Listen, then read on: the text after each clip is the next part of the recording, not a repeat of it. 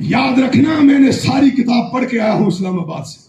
اگر 73 کے آئین پہ ہی عمل ہو جائے, صرف نجیب اللہ طارق صاحب اچھی طرح سمجھتے ہیں, مولانا اگر 73 کے آئین کو نہ چھیڑا جائے, نہ چیر پھاڑ کی جائے, آمریت کے سائے اس ملک سے اٹھ جائے اور حقیقی جمہوریت آ جائے اور 73 کا آئین نافذ ہو جائے, اللہ کی قسم اسی دن ہی اسلام نافذ ہو سکتا ہے.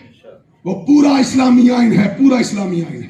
فضل اللہ سے جب کہا قائد اعظم نے کہ 1400 سال پہلے آ چکا ہے, تو سن لو, یاد رکھنا بات.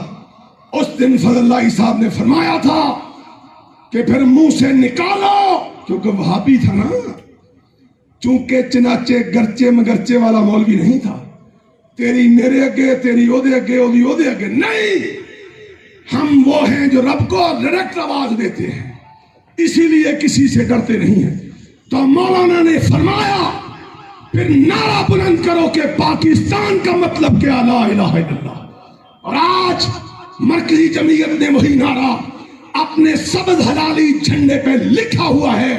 تم پہ فرض ہے, لازم ہے, ضروری ہے کہ کٹنا گوارا کر لینا. اس دن دھوبی گھاٹ اپنے لا الہ الا اللہ والے جھنڈے کو نیچے رکھنا گوارا نہ کرنا.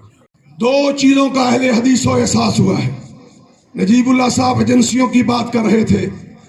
نجیب اللہ صاحب یہ ہمارے بھائی ہیں. کئی لوگوں نے مجھے فون کر کے پوچھا, شاید وہ آئے بھی ہوں, کہ آپ کا آئندہ پروگرام کیا ہے. میں نے کہا نوام مارکی میں جا رہا ہوں. کیوں؟ اہل حدیث چھپ کے زندہ نہیں رہتا, یا کٹ جاتا ہے یا پھانسیوں کو چوم لیتا ہے اور مر کے رب کو کہتا ہے ابھی بھی حق ادا نہیں ہوا ہے. جاؤ, ہمارے سینے حاضر ہیں, تمہاری گولیاں مک جائیں گی. کعبہ کے رب کی قسم ہے, اب پاکستان میں اہل حدیث کے سینے ختم نہیں ہو سکتے, نہیں ہو سکتے, نہیں ہو سکتے ہیں.